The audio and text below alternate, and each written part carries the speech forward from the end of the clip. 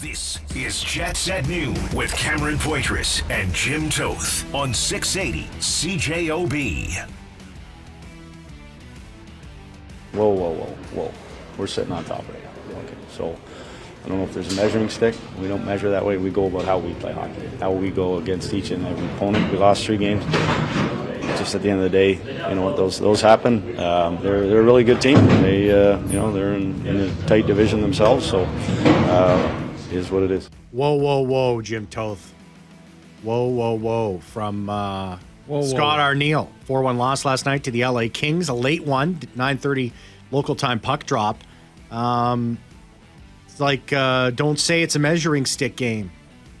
Whoa. Slow your roll here. Jets at Noon is brought to you by Wash Method Car Wash, 690 St. Anne's Road. VIP take on the text line is going to win a VIP car wash from our good friends at Wash Method, 204-780-6868. We'll announce the winner later in the program. I want to kick off the show. We're going to get into Logan Stanley. We're going to get into Colin Miller. We're going to get into David Gustafson and the mistakes. We're going to get into the game at hand. We're going to get into Cole Perfetti. But I want to open up the show with those comments from Scott Arniel because it tugged on my ear, Jim. It tugged on yours.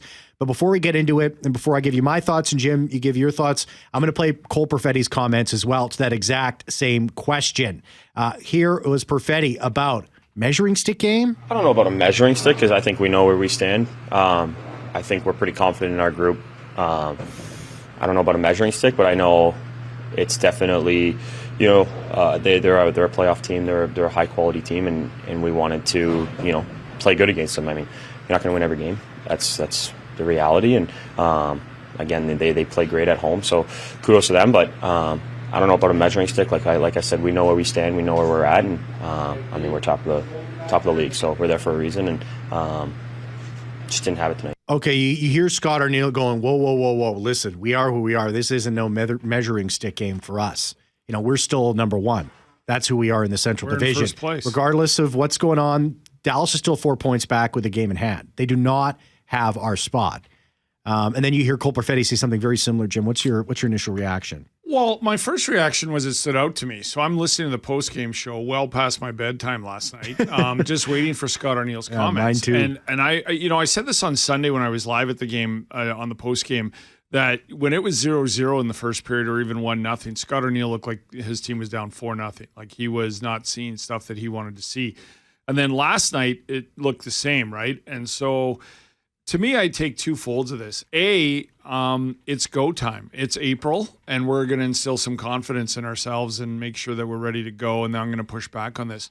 But B, he's right, and so is Cole Perfetti. And you were away on Monday when Braden Owasco and I went around this, and our listeners will know, and maybe got bored of me saying it, but I was like, you have to enjoy this season. It's a really good team. The analytics of it under the hood look good, the all this. But to say it's a measuring stick game, I understand the question, but I don't think it's a fair one. Like, do the Jets think, oh my gosh, we got issues because we lost to the LA Kings for the third time this year? Yeah. I don't think so.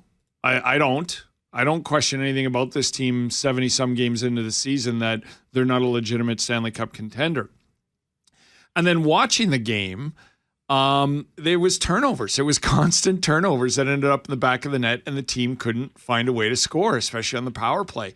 Yeah. But none of what I saw last night makes me go, well, they don't measure up to the Los Angeles Kings or they're not ready for the playoffs. None of it did.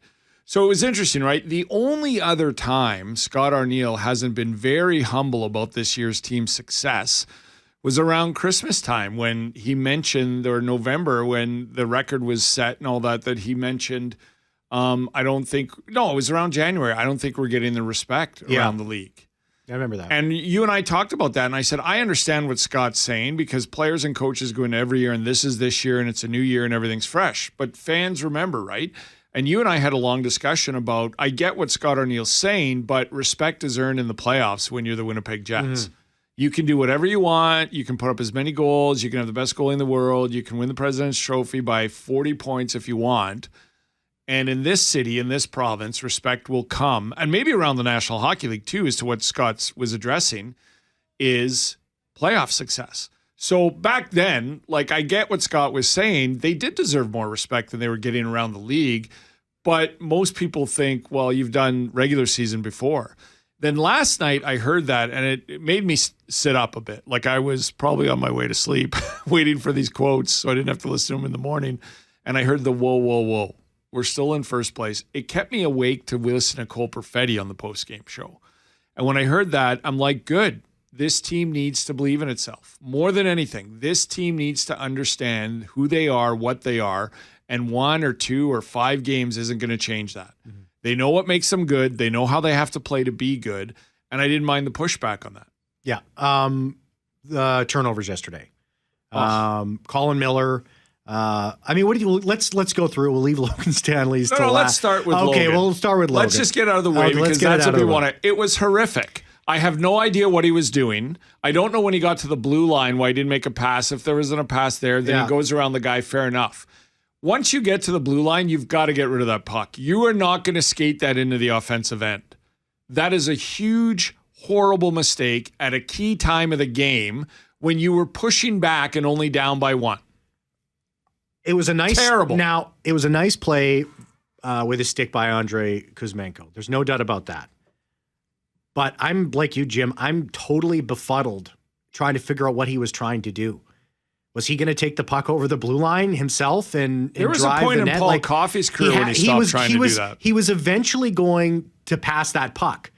So what is he doing? Trying to go through 2 guys, cuts on the red line. I'm confused. It was an unexplainable and unnecessary gaffe from Stanley last night. And that's the kind of stuff that's going to take you out of the lineup. It probably should. At this time of the year, when you've acquired a Luke Schenn and he's healthy, that's the kind of stuff that'll get... The last time he got out of the lineup was because he played terribly. And then he got taken out of the lineup, and then he came back in, and he, as much as I can admit, horrific, like I just said, he's played well. Yeah. He's played well. And people need to understand that too. But, as I said at the trade deadline, it's go time now. And the lineup will be dictated by individual play. And when you play individually poorly and you have options, your option is you got to watch again. Why it was worse than Colin Miller's turnover along the boards was because why it was worse because it was worse. There was no pressure. Yeah, and it was an individual decision. That's right. So Colin Miller's trying to make a play, and he made a very poor one. That's correct. Under pressure. You're absolutely right about that. Under pressure. So that's why to me it's worse. Yeah.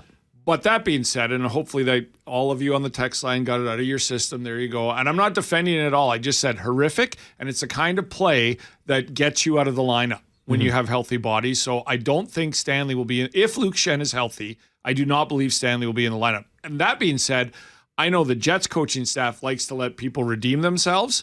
Redeeming time is over.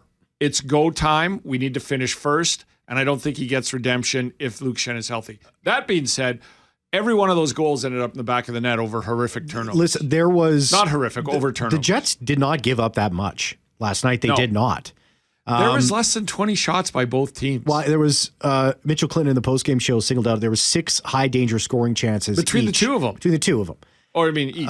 Yeah. And I didn't think there was that many. No. So I'm not sure what the metrics of it. I think it was from Natural. It was from a website that Mitchell was using. I think Natural Stick Check or something along those lines. I'll actually find the actual. I'll find the actual website here. But the Jets didn't allow much, but they didn't generate much, right? David Gustafsson. Listen, and he had that puck bobble off that pass from Josh Morrissey.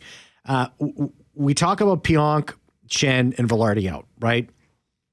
The Jets needed the depth to step up.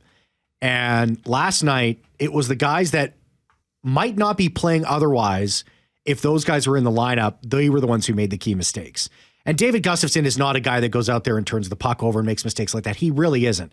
But unfortunately, he was the guy that did it last night, and it was a costly one because that was the backbreaker going down 2-0. To the LA Kings, a team that is that stingy defensively, that is just able to swallow up shots and just like totally take away the net from you. Their defense around shots is just incredible, and it was a backbreaking goal from Gustafsson on the bobble there. It was, and he's got to, especially in the neutral zone, be better than that. Yeah. Like the Jets have been so good this year because they control the neutral zone. They lost to Philadelphia at home because Philadelphia took the neutral zone away, or that was their game plan. Yeah. Heavy forecheck to out forecheck them, and then the neutral zone. And that's why they went to overtime in a shootout with the Flyers. They got to control the neutral zone, and Gustafsson has to be better than that too. Colin Miller has to make a better play to Scheifele up the wall. And Logan Stanley has to understand that once you're at the blue line, you're the last guy. You got to make a play, even if it's get it to the red line and dump it in. But he wasn't going to dump it in at the red line. Well, he was obvious. He was going to skate it. Well, I don't know why. And so I no just, idea. those were the, now somebody's actually said, why do you guys always single out Stanley? We don't. We really don't. We don't. No. And in fact, I'll defend that one, Mark. You text the show, and I appreciate the text, but I'll call that one out. No, we do not do that. and in fact, Mark, we talk about Logan Stanley when he makes a mistake or has a bad game every 5 or 7 or 8 games. What we do need to do is maybe start singling him out when he has 3 in a row, which he just had. Yeah. So, but that being said, I don't want to keep going on and on about that. It was bad turnovers, and each one ended up in the back net, and then they can't generate offense. It's 3 games in a row against LA that they've only scored a goal a game. It's just how tight things are against them, right? They're just so tight. And this is how things are at this time of the People year. are worried about St. Louis or Dallas or Colorado. You might want to worry about the LA Kings if you meet them in the playoffs. It's like they might. This I might still be the think time they could beat the Kings, but the Oilers or the Jets can beat the Kings. Yeah, but like yeah. I think the Oilers. I think the Kings can beat the Oilers. after 3 years, and Connor McDavid's not coming back to the last week of the regular season now, and their goaltending, Calvin Pickard is like 18-9-1 or something for them. Are you kidding me? Who starts come playoff time? Let's take a break. Let's come back. Dave Minuk's going to be joining us from illegalcurve.com. We're going to talk some Jets. We're going to get updates on some of the Moose players. Whoa. As well. Whoa. We're still in first. But I'll tell you what this sets up. You got to beat Vegas. Oh God! Well, we're gonna dig into that deeper. Yesterday, I just confirmed Dan Duva, the play-by-play voice there, is going to be joining us tomorrow. I just confirmed that. I don't want to get too hyperbolic and exaggerate too much, but this is a close to a must-win game against Vegas. This whole week they have to respond. You and I talked about it this week. You got to win. get 4 to 5 points on this trip, and you just missed out on 2. When we come back to, hey, we're talking about disappointing loss. What about a disappointing season? A surprising team has dropped very far down the standings. We'll discuss that when we come back. Whoa. J-O-B. The Boston Bruins, after losing 4-3 to Washington last night, have slipped into last place in the Eastern Conference. They have 69 points at 30, 36, and 9. What's going on in Boston, Jim, and can they rebound next season? Saw a Hockey News article that said, are the Bruins really this bad? I think they are. I don't think they're this bad. I think it's just been so much turmoil and issues that have gone on. It's hard for the players to battle through something like that. Like behind the scenes, I don't think they're last place in the East bad, but I don't think they're more than a bubble team next year. You're right. McAvoy's good. Pasternak's out of this world. Jeremy Swayman isn't as bad as this. I think he's a better goalie than I agree. Yeah. But they're not good, Cam. Like, they don't have a lot of pieces. So, I mean, they do. got Patra on the team. Come on. He carries my last name. Would it shock you to Poitras. tell me? Would it shock you to remind you that Elias Lindholm is there? He's a great, not a surprise. Dave Minuk, Jets Moose talk after this. You're right. You know the style they play. Like they they want to kind of bore you and wait for you to make a mistake. And I thought we played pretty good. Like we had good looks, zone time. We, a few times we, didn't execute our play, and then they got some zone time and scored their goals. I mean, it's they're quick off the rush. They're good in transition, and they showed that tonight. And I thought overall, like I said, we did some good things. So on Sunday, I tweeted out after his highlight goal against Vancouver, and then Monday, Brady and I were talking, and I said, Cole Perfetti's arrived. Yeah. Like, that is a goal that when you got your confidence and you're willing to try a move like that at this level, and the confidence to actually pull it off is your statement that maybe to yourself, or not outwardly going, I'm going to do this to show the world, but it's to yourself that I can make this play and do it. And then last night on a 2-on-1 with Kyle Connor, I'm telling you right now, I passed to Kyle Connor every single time on a 2-on-1 when he scored that. Like and there were some listeners who texted and go, take it easy. Like he's only got this many points and all that. has he not confidence-wise arrived? Like, is he not set to do? It reminds me of when Scheifele had 61 points, and then he got a 6x6 year deal, and everybody said $6 million. He's only a 60-point guy. I don't know if Cole Perfetti is going to be a point per game player next year, but I got a good feeling in this top six, he's gonna have 70 points. Jets at Noon is brought to you by Wash Method Car Wash, 690 St. Anne's Road. VIP take on the text line wins a VIP car wash from our good friends at Wash Method. 204-780-6868. We'll announce the winner later on in the program. As well, download the Jets at Noon podcast free now on Apple, Spotify, Amazon Music, wherever you find your favorite podcast, with exclusive Jets talk and content only found there. And take Jets at Noon wherever you go and continue the conversation whenever you want. To help us continue the conversation, we got Dave Minuk from the Illegal Curve joining the program. Hey, Dave, how are you? The Dave Minuk. The Dave Minuk, yes. Wow, it's quite an introduction. I'm good, boys. How are you? Doing Great. well, David. Well, first of all, I want to get into the Manitoba Moose. I want to get into some more stuff with the Jets, but just get your initial thoughts on last night's game. Well, I would say that the Kings are opportunistic and they took advantage of miscues. And that to me was the Jets didn't make a lot of mistakes. I thought it was a pretty even game overall. And just that when their mistakes were made, the Colin Miller pass, which handcuffed Mark Scheifele, the David Gustafson mistake in the neutral zone, the Logan Stanley mistake in the neutral zone, the Kings were able to turn those up the ice and score. And usually Connor Hellebuck bails them out. He didn't do so, and as a result, the Jets found themselves at the wrong side of the score. But I didn't think they were particularly outplayed in the game. I thought they were in it. They had chances. The Cole Perfetti goal, obviously, that Jim was just talking about was, I agree.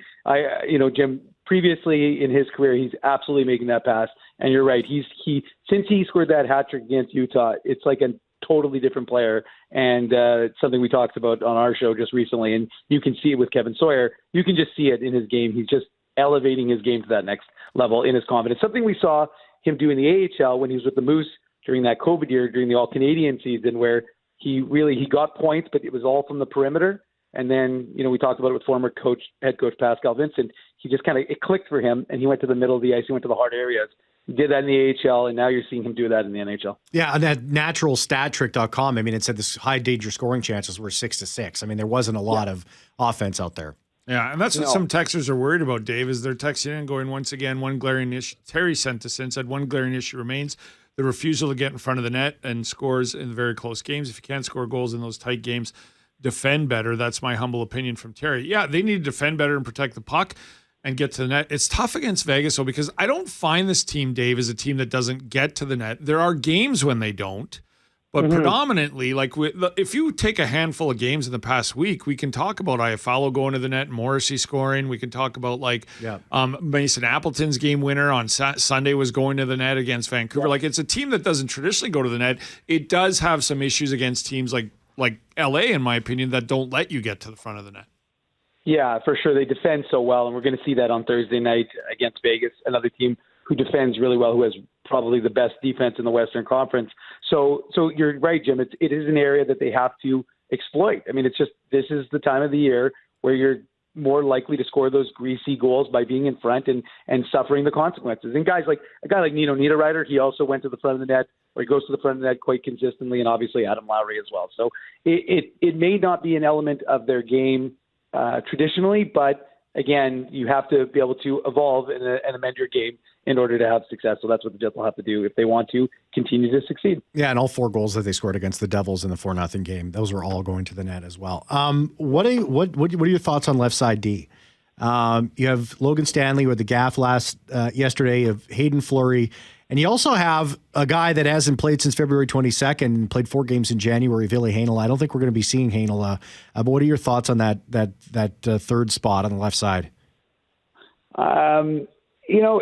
I think when traditionally the truth is that you see the Jets trouble when guys like Neil Pionk and Luke Schenn are out of the lineup, and we know that Luke Schenn it doesn't seem very significant. He stiffened up a little bit after morning skate, left early as reported by Mitchell Clinton, and then Scott Arniel said it was a game time decision. But again, I think what it does is it exposes the Jets when they do have that need to elevate guys into the roles they're maybe not suited for. Hayden Fleury's fine as a third pairing guy. Logan Stanley is fine as a third pairing guy. It's when you try and get them into that elevated role that, even Colin Miller, to be honest with you guys, like I think Colin Miller's fine as a third pairing guy. I think where he struggles is where when you add him into that second pairing role and you have more ice time and more minutes, more responsibility. We saw him, again, like I said, he made that mistake on the first goal. And then a little bit, obviously Gustafsson gives the turnover on the second goal, but then Miller and DeMello are out together. And I thought Miller kind of misplayed the pass across, or he should have been playing a little bit on the pass across for the second goal again. So I just think that there's a worry, but of course I should mention, Neil Pionk skated yesterday, which is a good sign because, you do realize that you need him in the lineup. You need Luke Shen, and then you hope that one of those other guys, whether it's Colin Miller or Hayden Fleury or Logan Stanley, are more than sufficient in that 6th, 7th, 8th role and not really elevating them any higher. Double duty for you last night, Dave, with the Laval Rocket in town. Pascal Vincent, you mentioned him, 43-17. 0-4 is their record, the number one team in the American Hockey League. I should mention spring break, though. Spring break games again tonight against Laval. You can join the Manitoba Moose for tropical vibes. Themed drink features. Pina colada. Can you get a pina colada tonight? Tomorrow. I got to tell you, I drank about 4,000 pina coladas about a week ago. Oh, yeah. It was good. It was good for my teeth. Yeah. Poolside photo op, of course, and without leaving the city. Spring break game tonight again against Laval Rocket, number one team. Pascal's back in the American Hockey League and has a great team tonight taking on the Moose. And then, of course, the Moose. I've never seen a team with this many injuries at any level. No, I mean, there's you're right, Jim. They've had some bad ones, especially from some key players. Obviously, Parker Ford, who made his NHL debut with the Jets, scored in not his hometown of Boston, but as close to his hometown as you're going to get for an NHL building. And of course, he goes down with the injury. He had to have surgery.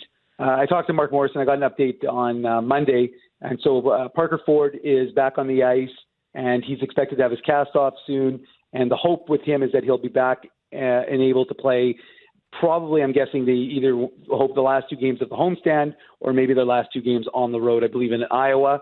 And then Nikita Chibrikov, I believe he is expected to start skating at the end of April. So his rehab is going well. Apparently he's ahead of schedule. I'm not surprised. Mark Morrison told me, the head coach of the Moose, that he's 5 to 7 hours some days working on getting back into good shape. And that guy grinds out his injuries too. His game's grinding. He's grinding out the injury. Yeah. What a grinder. He is a grinder. So yeah, he's working hard. I mean, look, he was having a lot of success. Disappointing, obviously, for the 2021 second rounder of the Jets, because, he did look good when he got the recall up to the Jets. And I know that a lot of Jets fans were hoping that he'd be an option as a black ace, but I would not put any stock, at least early. I'm not saying if the Jets go long, I'm not saying he couldn't be eventually, but for now, he's just working his way back in. And then the only bit of bad news is that 2021 first rounder, Chaz Lucius, he is out with an ailment, and he is not expected to return this season. So that was some bad news for him, because he was, again, as everybody knows, he's been derailed by injuries throughout his career and even before he was drafted by the Jets, but he's got a lot of talent. And unfortunately for him, and this year was looking like he'd gotten all turned around, played 21 in a row, including back-to-back, so he was looking good. Then he missed about a month, and now he's out with an ailment. So, yeah, they've got a ton of injuries with the Moose for a lot of those young sort of up-and-coming guys. And then, Jim, you're talking about Pascal Vincent. He's such a nice guy. Like, I bumped into him at the Hockey for All Center after the Moose practice on Monday. Had a chance to catch up with him. And, you're right, he's finding a ton of success in Laval, which is his hometown. And he said the demand for tickets is unbelievable there. He says they get calls from everybody, but there's not a ticket to be had for folks who want to go see the Rocket, which is about 15 minutes outside of Montreal. And he's got a great team. He's having a lot of success, and we saw it last night in action. They had a 3-0 lead over the Moose before the Moose got back into the game in the third period when Dominic Toninato, the captain, scored a couple of goals. But it was too little too late, and unfortunately for the Moose, that's kind of the sum of the season, and their tragic number is down to 1. If they lose or Rockford wins, their season is officially done, or their playoff goals, I should say, is done. They'll still have a few games left in the regular season, but they won't be expecting to make a postseason run this season. The Chaz Lucius, I mean, he's got one more year on his deal after this one. I don't think it's exaggerating to suggest that he needs to play at least a majority of those games to even consider getting another contract at the end of this. Like it's an unfortunate crunch time for him. Yeah, I mean, that's fair. I mean, I think that this year like I said, the only caveat I would add, Cam, though, is that this is an ailment. It's not an injury. So this has nothing to do with an injury with him. And again, provided that everything can kind of get figured out and that they can get him back on track. Like I said, there was nothing that derailed him from an injury perspective.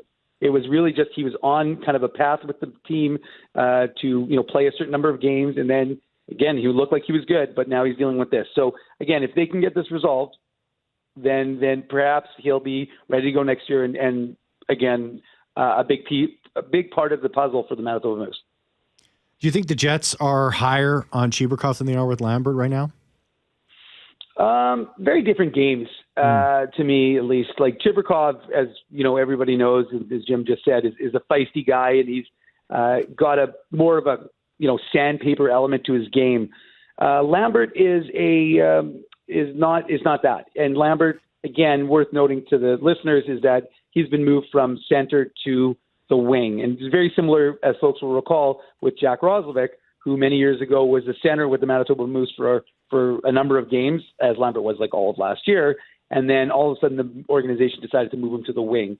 So, and again, no indication from them as to why they're doing it. To me, I wonder if it signals if Nikolai Ehlers is not part of the equation next year, maybe Brad Lambert playing on the wing is the signal to that.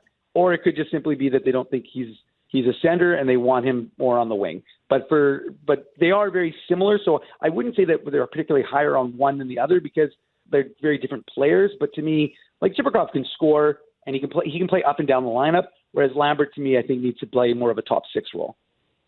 Elias Salomonson, he's got one more year with the Moose in him, or do you think that he has a big potential to make the big club next season?